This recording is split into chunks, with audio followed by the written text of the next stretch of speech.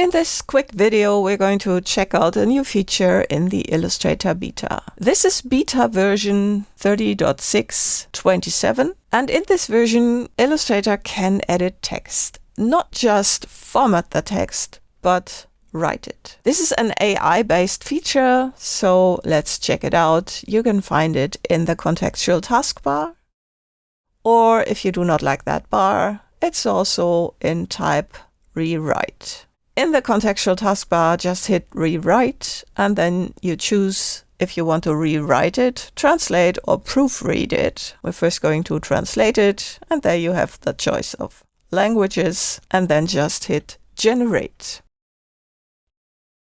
So there we have the translation, which is okay, but not very snappy German. Let's check out the rewrite. I've got a prompt for that. I want this more dramatic, energetic, and first person. So let's generate that as well.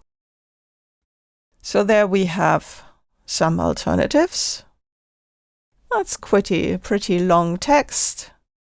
And also we can proofread that, like in here. So it deleted some of the necessary spaces, but I would be interested in what you can create with that.